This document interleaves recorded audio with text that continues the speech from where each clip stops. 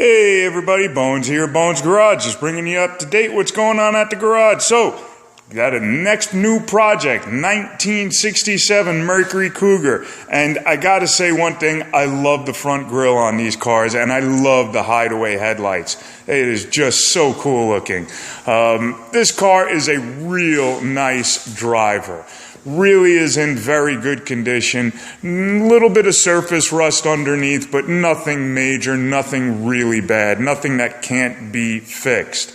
The car has a 289 motor in it. It runs really nice. We got it. She wasn't running.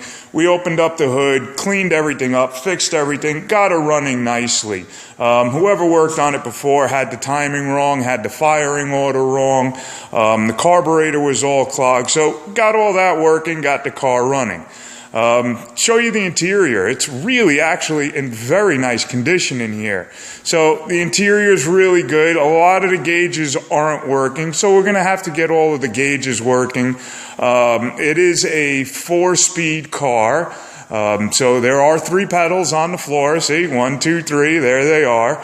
And, it's really a very nice interior. Pretty comfortable. The seat's in pretty good shape. And I'm real happy with this car. This car is going to be a really nice driver once we're all done with it. Let's open up the hood. I'll show you underneath the hood. Show you that nice little 289. And hang on, just trying to get it open. There we go. So there you go. There's a little 289. That's what she looks like right now. We're going to be pulling that motor out. We got a nice 302 that we're going to be putting in there. It's going to have a little bit of work done to it. It's not going to be spectacularly fast. One of the things I hate right there are somebody cut out the shock towers there and over here on this side and also on the back side. And the reason that they did that was because they couldn't get to the grease fittings. Instead of taking the old straight grease fittings off and putting a 90-degree set of grease fittings on it, they just cut the towers out, which to me is pretty raunchy. I hate when people do that kind of stuff. So we're going to try and get in there and fix all that up, get that all nice and cleaned up. And just get this car nice. We're going to clean up all the wiring. Just really make this car a very nice car. If you hang on, I will bring the car up and we can take a look underneath and I'll show you what's going on underneath. So now that we have the car up in the air, I can show you the underside, give you a quick tour of the underneath. First thing you're going to notice is the exhaust system. It was hitting really bad there and there. The left side driver's pipe was hitting so bad that it has a small hole as of right now that's worn in it. And the passenger side pipe, it's not very far behind. So we're going to bend up a new exhaust system that'll be tucked in nice and neat.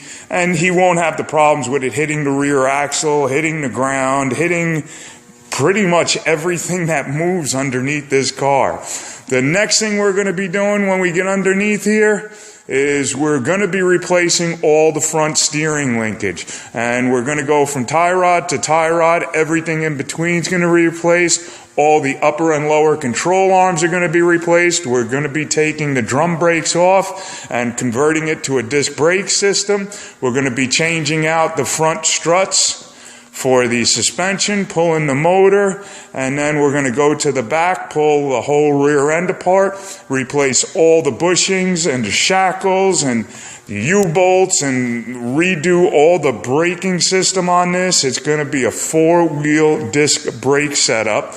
That is going to be a manual braking system. So this is really going to be a very interesting and very cool car. It also doesn't have power steering, so it's manual steering, manual brakes. Well, that's about what's going on right now with this car. As I get further into the car, we'll keep you up to date. All right, everybody, have a good one. Okay, bye.